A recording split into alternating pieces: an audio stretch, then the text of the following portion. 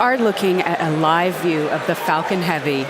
Yes, the Falcon Heavy on historic pad 39A at Kennedy Space Center, awaiting liftoff at 3:45 p.m.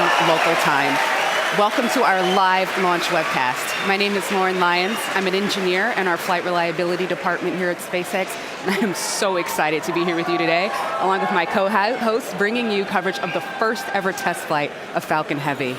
At liftoff, Falcon Heavy is going to be the world's most powerful operational rocket by a factor of 2. And today is the day that we attempt to demonstrate that power. And because it is a test flight, there is no satellite customer on board the vehicle today, but the fairing is not empty. We do have some very interesting payloads going up on this flight that we'll talk about later on in the webcast.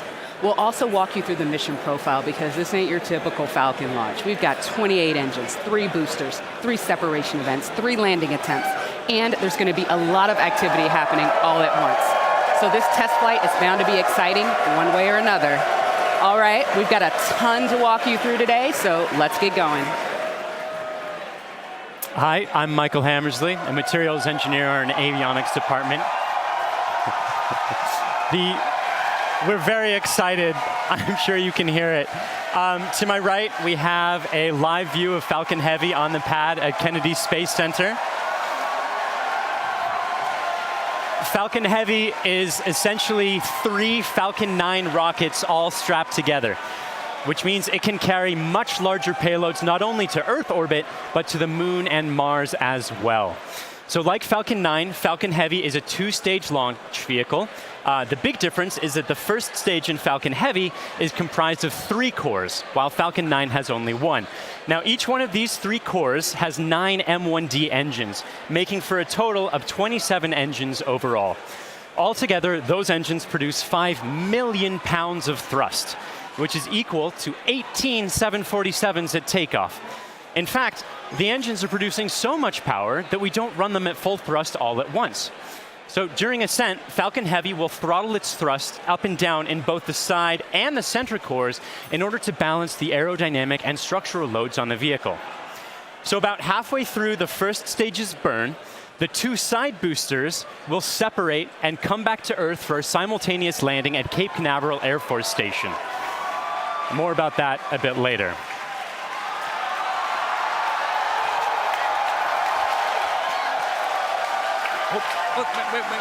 Wait. At that point, the mission proceeds very much like a standard Falcon 9 flight. The center core will keep on firing for another minute to burn all of its fuel, and it will perform a standard stage separation from the second stage on top. This second stage, with the fairing right at the very top there, the second stage is exactly the same as any other Falcon 9 flight, except we've loaded a bit more helium onto it this time. Now, that second stage will be sending our payload way out into a Mars-crossing orbit, which we'll also get into a bit later. But all in all, with a successful launch, Falcon Heavy is going to be the largest and most powerful operational rocket in the world. We're very excited to be launching it today. Let's check in on exactly how it's doing.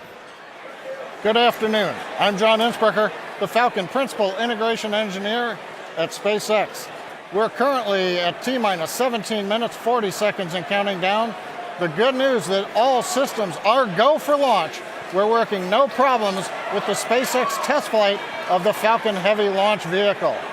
Now we're currently loading propellant on all 3 first stage boosters, and we began loading a couple minutes ago on the second stage LOX tank. Now this is the same method that we use on the single-core Falcon 9. It just scaled to handle 3 first-stage boosters. Now we're loading liquid oxygen and kerosene. We do that because in order to support combustion, you need oxygen. And in the vacuum of outer space, there isn't any. So we bring our own liquid oxygen, chilled and densified. You may have heard densified in the past. That allows us to pack the maximum amount into the LOX tanks on the Falcon Heavy. Now our fuel is refined petroleum, RP1. That's essentially just a purified kerosene. It's a safe propellant, easily available, has a lot of history. For example, the Saturn V first stage, flown from the very pad you see on the monitor, on the moon missions, used kerosene and liquid oxygen. Now the big news this afternoon has been the weather, and we've eaten up most of our launch window. Now we won't have the ability to hold the countdown any further now that we are into liquid oxygen loading. The good news is that the winds are looking good. We're working no issues on the Falcon Heavy. However, if there is an issue in the last minutes, we won't be able to launch today. There is a backup date available tomorrow. And I've said it before, launch is hard, and Falcon Heavy is no exception. We're essentially counting down 3 rockets simultaneously. So the SpaceX team is going to be conservative in case anything pops up in the last minutes. But as the energy and the enthusiasm from the team gathering below me outside of Mission Control Center X is growing, we are go at T-minus 15 minutes and 40 seconds and counting. My name is Brian, and I'm part of the software team here, and I'm standing just outside Mission Control as the crowd gathers behind me. We're all anxiously awaiting this very first test flight of Falcon Heavy. Now today, SpaceX has over 6,000 employees in locations across the country, but it wasn't always like that. Now when SpaceX was first founded in 2002, it was just a small group of engineers who believed that they could reduce the cost of exploring space, but had never actually built a rocket themselves. Now Falcon 1 was the first rocket we developed, and it was pretty small relative to Falcon 9 and Falcon Heavy. While the Falcon Heavy on the right of your screen is over 230 feet tall, Falcon 1 stood only about 70 feet tall and could only carry about ½ a ton to orbit. However, despite its small size, Falcon 1 served a very large purpose. It was our roadmap to using modern technologies to engineer a vehicle that was not just more reliable, but was less expensive than alternatives. Now, we had 3 test flights of the Falcon 1 before we found success. But on that 4th Falcon 1 flight, it became the first privately developed liquid-fueled rocket to reach Earth orbit. Now fast forward to today, and SpaceX has had 49 successful rocket launches. We have recovered 21 first stages, and we have reflown 6 of those. We have had 14 Dragon launches and have successfully reused the spacecraft as well. Now our next step on this journey is just minutes from now, when we'll attempt the first test flight of our heavy lift launch vehicle. Now there have been many challenges along this long road, and it has not been easy, but no matter what happens today, it has all been worth it. Now one of the many challenges we're hoping to overcome with this test flight is the recovery of all 3 cores of the Falcon Heavy first stage. Although we have demonstrated success with the recovery of a single core, 3 is on a whole nother level. So let's check in with Michael to get an overview of what that story may look like. At SpaceX, our primary goal is to enable people to live on other planets, most notably Mars. But it's hard to do this without dramatically lowering the cost of access to space. And the best way to accomplish that is to reuse as much of the rocket as possible. So we've been successful at landing and reusing Falcon 9 rockets for over 2 years now. And Falcon Heavy aims to continue this trend of reusability. So today, we'll be attempting to recover all 3 of the first stage cores by using both of our landing methods, by land and by sea. So the side boosters have actually been used before on missions TICOM 8 and CRS 9. And at the time of booster separation, during ascent, the side cores will still be going slowly enough to turn around. So it makes sense to return them to Cape. They'll be executing a 3-burn maneuver to get them back to landing zones 1 and 2 and Cape Canaveral Air Force Station. You may have heard of landing zone 1. Landing zone 2 is an identical landing pad right next to it for Falcon Heavy landings. The center core will be going too fast to efficiently return it to Cape Canaveral Air Force Station. So we're going to use the autonomous spaceport drone ship to catch it about 300 miles off the Florida coast. It will also be executing 3 burns to get there. So if all goes well after launch, we'll have 3 first stage cores back on Earth, 2 for the second time, and a wealth of data for perfecting airplane-like operation in the future. So countdown is still proceeding nominally. So let's check in again on how Falcon Heavy is doing. We just passed T-minus 12 minutes in the countdown of the test flight of Falcon Heavy. Fuel is completely loaded on the second stage. The first stage is also loaded with fuel, except for a small top-off that'll happen between T-minus 7 minutes and T-minus 6 minutes. Our major activity now is loading liquid oxygen on the boosters and the second stage. Liquid oxygen propellant loading on the first stages will end between T-minus 4 minutes and T-minus 3 minutes. Liquid oxygen loading on the second stage is the last one to finish, ending by T-minus 2 minutes. Now, in addition to loading propellant, the team is preparing to perform their final checks of the Merlin engines. will begin chill-in of the Merlin engine turbopumps with liquid oxygen as typical at T-minus 7 minutes like we do on Falcon 9 flights. We'll also be verifying valves and using the thrust vector control actuators to move the engines to verify the actuators are working correctly. As we get to T-minus 4 minutes, the clamp on the top of the strung back will open. You can see it just behind the Falcon Heavy. That entire structure will move about 1.5 degrees away from the rocket. At liftoff, it will move the rest of the way to clear Falcon Heavy, just like Falcon 9 flights. At the T-minus 1 minute mark, the flight computers will go into startup mode. They'll be controlling the countdown on the Falcon Heavy. What's different in this flight, engine ignition will begin at T-minus 5 seconds on the 2 side boosters, followed 2 seconds later by the center core. Now we're continuing to watch the weather, making sure that the ground liftoff winds don't exceed the maximum, but they're looking good right now. We continue monitoring the upper altitude winds as reported by the balloons. But right now at T-minus 10 minutes and 10 seconds and counting, the Falcon Heavy test flight is go. Because the first flight of Falcon Heavy is a test mission, we do not have a customer spacecraft on board today. Instead, we put something a little special with SpaceX inside the fairing. Now, more often than not, on the first flight of a new rocket, engineers will choose to fly a mass simulator, which is basically a heavy object of some sort to simulate the dynamics of flying a payload, but with little consequence if the mission doesn't work out exactly as planned. And as many of you already know, we have opted to have a little fun with our mass simulator. Stacked inside the fairing is Elon's cherry red Tesla Roadster, and inside of it, a passenger. His name is Starman, but don't worry, he's not human. But he is donning the SpaceX-designed spacesuit that our human astronauts will be wearing on Crew Dragon. And if all goes well today, we hope to get some live views of it as it makes its way into space. Now, in addition to the Roadster, you might also catch a glimpse of a smaller passenger, which is a tiny little Hot Wheel Roadster carrying a tiny little Starman, which is a little Easter egg for today's mission, so keep your eyes peeled for that. But those are not the only payloads we're flying today. Secured inside the Roadster is another really special passenger called an ARC. An ARC is a 5D laser optical quartz storage device, which is essentially a high-tech, high-data storage unit that can survive in the harsh environment of space. It's built by the ARC Mission Foundation, which is an organization whose purpose is to store libraries of human knowledge and data on these devices and send them off into space with interplanetary travelers, thus preserving human achievements well beyond Earth. On the ARC that's being launched today, the Foundation has stored Isaac Asimov's classic sci-fi series, The Foundation Trilogy, which was the original inspiration for the ARC mission. And given that making humanity a multiplanetary species is the core purpose of SpaceX, launching an ARC on this mission just seemed fitting. And last but certainly not least, a little something special for our hardworking SpaceX team. Mounted on the payload attach fitting, which is the structure that holds the Roadster onto the second stage, there's a plaque on which the names of over 6,000 of our SpaceX employees are engraved. The work that goes into designing, building, testing, and launching a vehicle of this sort is no small feat.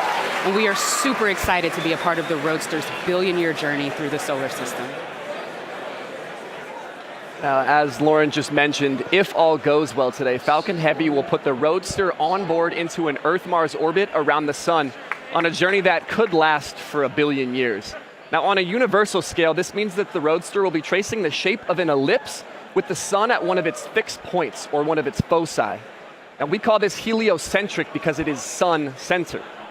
The outermost distance on that same ellipse will intersect the path that Mars takes while it is on its own journey around the sun.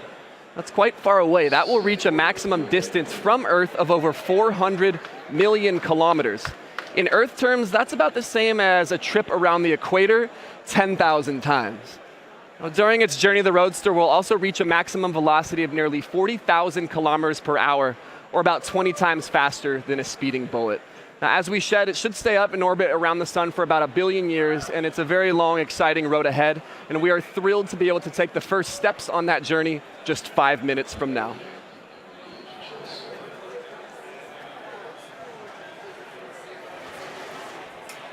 The SpaceX team continues to count down for launch of Falcon Heavy test flight. Now, once we light the engines, Falcon Heavy will check the power on all 27 Merlin engines, a critical period in the go-no-go for launch. It'll then command release from the ground hold downs. 40 seconds into flight, we'll decrease power on the two side boosters in preparation for maximum aerodynamic loads on the vehicle.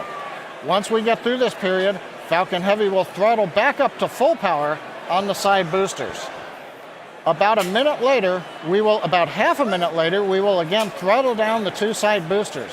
This time we're decreasing the forces on the rocket structure. At this point in flight, the vehicle is much lighter, having burned off much of the propellant, but we are increasing thrust. 2.5 minutes into flight, we'll fully turn off the side boosters, an event called BECO, Booster Engine Cutoff. At this point, the pneumatic separation system on the center core will unlock the two side boosters and push them away. The side boosters will disconnect first at the top of the center core, then milliseconds later from the bottom, so they'll actually rotate away from the center core slightly. Once the side boosters are clear, the center core will throttle up to full power and burn for another 25 seconds. Finally, at just past 3 minutes after liftoff, the center core will shut down, an event called MECO, Main Engine Cutoff, and the second stage will separate. From this point on, it's like a Falcon 9 mission. The fairing will separate, the MVAC-D upper stage engine fires, eventually sending the stage and payload out into the solar system to orbit around the sun.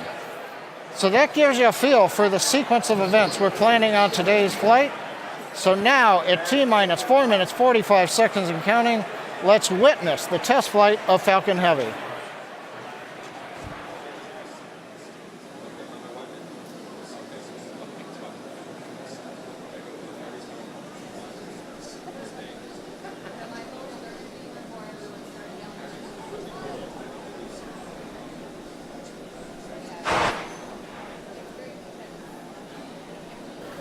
MVAC and A1D fuel bleed has started.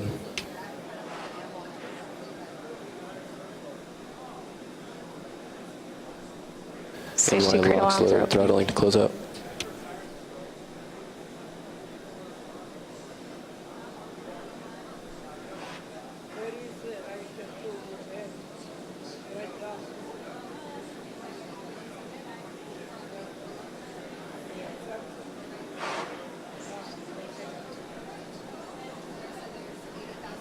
NY locks load complete.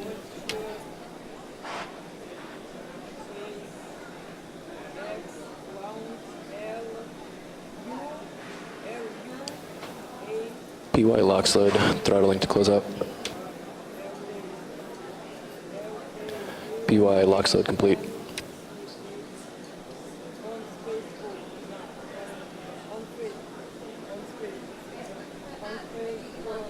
Stage 2 TVC motion's nominal.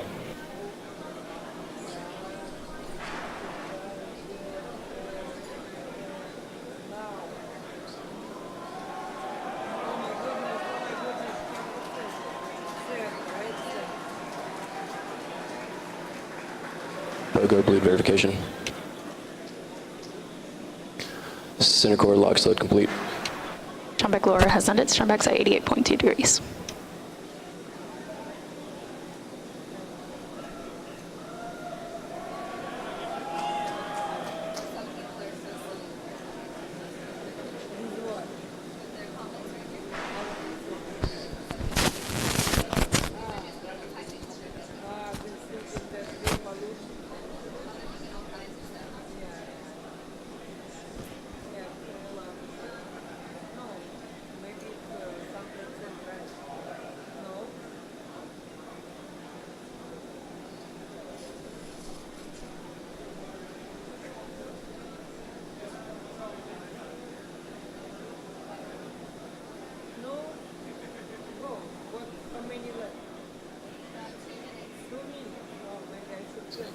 Stage 2 locks load complete.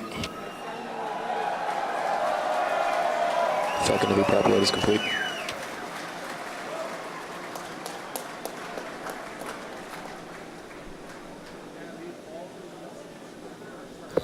Falcon Heavy is on internal power.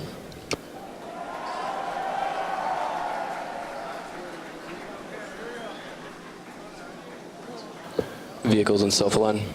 Ground gas close-out has started. Falcon Heavy gas loads are complete.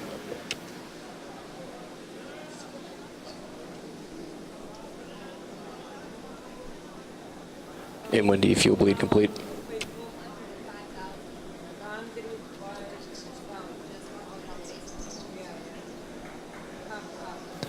M1D engine chill is complete. AFTS is ready for launch. Ground gas closeouts are complete. Falcon Heavy is in startup.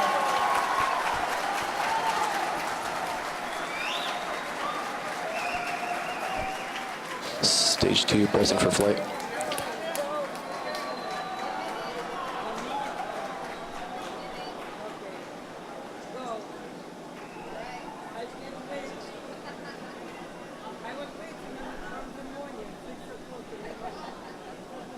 T-minus 30 seconds.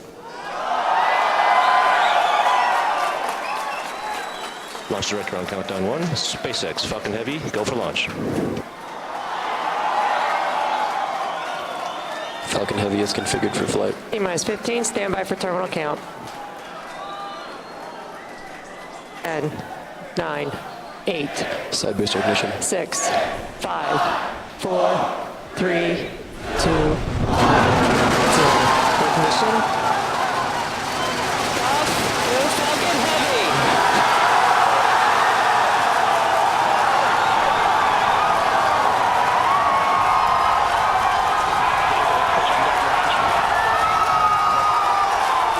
Stage 1 propulsion is nominal.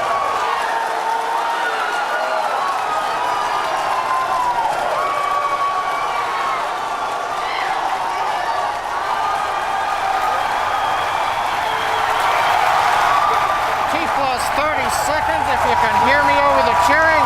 Falcon Heavy heading to space on our test flight. Building on the history of Saturn V Apollo, returning pad 39A to interplanetary mission. We're getting ready to throttle down for max Q.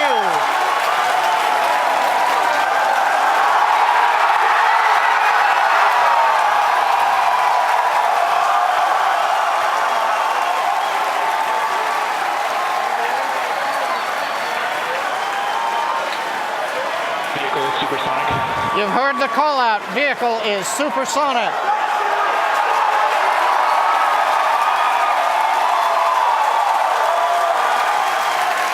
Side boosters are now throttling back up to full Vehicle has power. reached maximum dynamic pressure. We're past max Q, the period of maximum loads on the vehicle.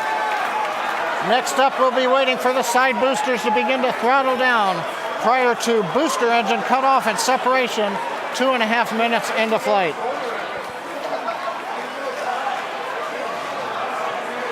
GNC trajectory looks good on the Falcon Heavy.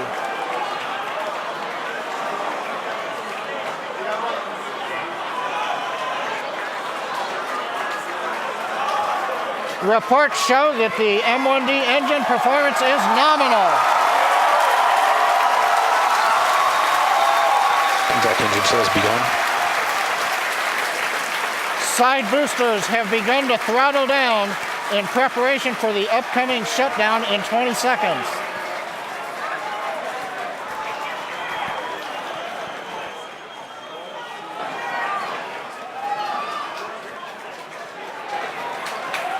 Major event coming up with side booster shutdown and separation.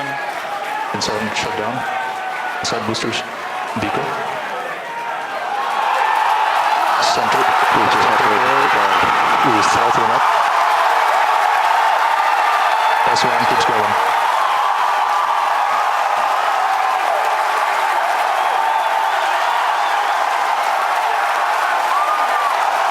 Still booster base box started.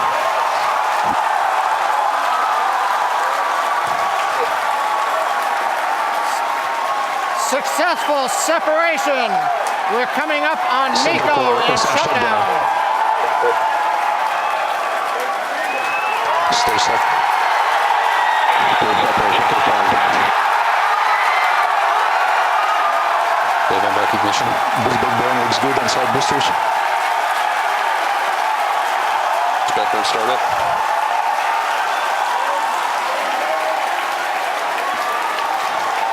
Coming up on fairing separation. Center core side engines on power, also look good.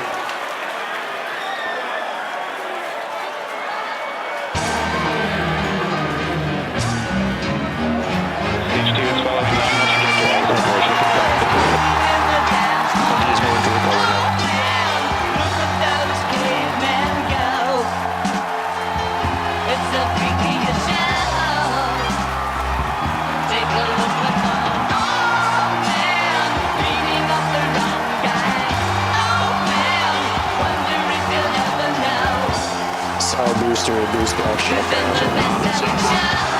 Center core boost back burn shutdown.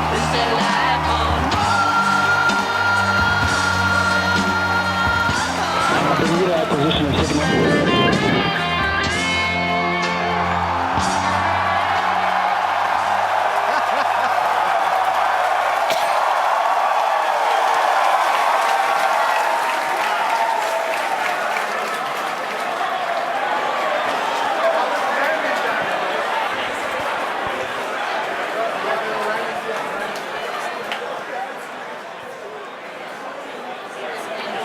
Wow. Wow. Did you guys see that? That was awesome. That's the only thing I can really that was say right absolutely now. wild. Absolutely wild. I got nothing else.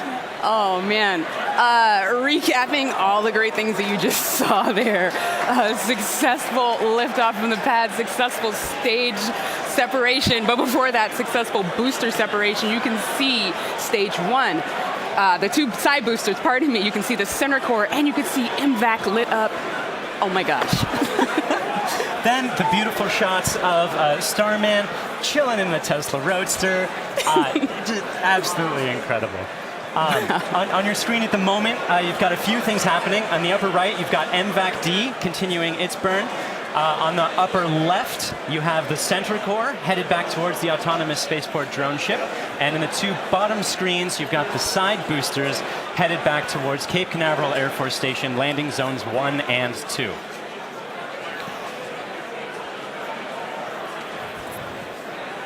The next step coming up for the side boosters and the center booster is the re-entry burn. That's going to slow it down from, or slow all the boosters down from way faster than the speed of sound to just faster than the speed of sound in order to reduce some of those aerodynamic forces and heating that occurs when you're moving that quickly through the atmosphere.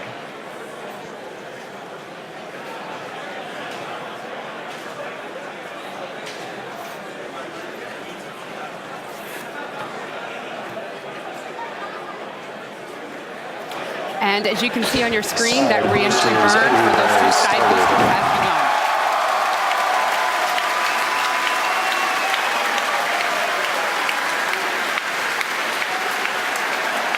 Side boosters, entry burn, shutdown.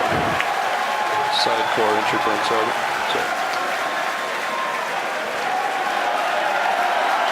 The center core in the upper left of your screen performing its own re-entry burn. You can see the edge of Cape Canaveral in both of the side booster cameras as those are coming in. Some PY and NY side boosters have saved. Center core entry burn shutdown. And even though those look very similar, those two boosters' views, those are actually representing different boosters. And they're heading towards Earth. They're about to begin their landing burns. We'll hopefully be able to bring you nice footage of that. Both side boosters transonic. And watch for the landing lights deploy at the tail end of that landing burn.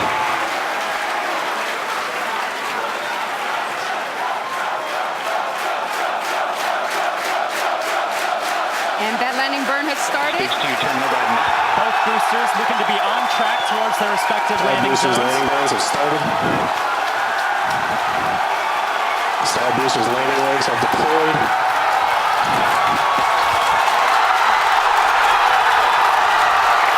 And the Falcons have landed. LZ1, LZ2, both side boosters have touchdown. Landing operators move on to 11 by 1, recovery 1 and recovery 2. And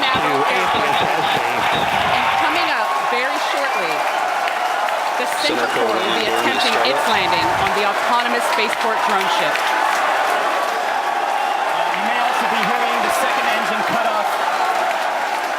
Check on your screen. Sometimes this footage goes out when it approaches the drone ship and the heavy vibrations make it lose signal. We're crossing our fingers that's not the case right now.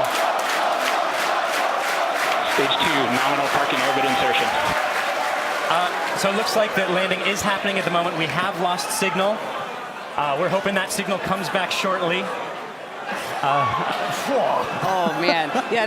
As Michael mentioned earlier, with the vibrations of the rocket and how it shakes up the cameras that are on the drone ship, sometimes we do lose signal or shakes up the antennas. Oh, and we've just gotten confirmation. Oh. We're waiting to hear what happens, and so we're listening in, and we're still waiting to hear. We'll let you know as soon as we find out. You'll know. People are cheering, but we'll get the call and know hopefully very, very soon how that center core is doing, whether it's standing up proud on that drone ship or not. Meanwhile, other two landings. Those were absolutely gorgeous. Meanwhile, the second stage is continuing its trajectory towards Mars.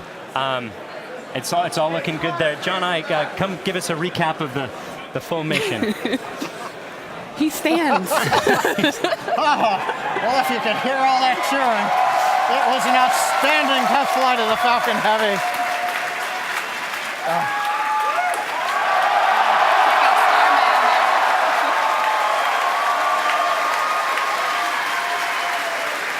Cameras cycling right now. Live views coming down from low Earth orbit. The second stage successfully got there, and it got there as the culmination of a great Falcon Heavy test flight. We lit 27 engines, throttled the boosters up and down. We separated the side boosters. They came back spectacular, simultaneous landing. The center core did its job. The second stage did it. Everything that you could want in a test flight, we got here. Now we're just looking for the icing on the cake to find out what happened on the drone show. But all in all, an outstanding test flight for Falcon Heavy.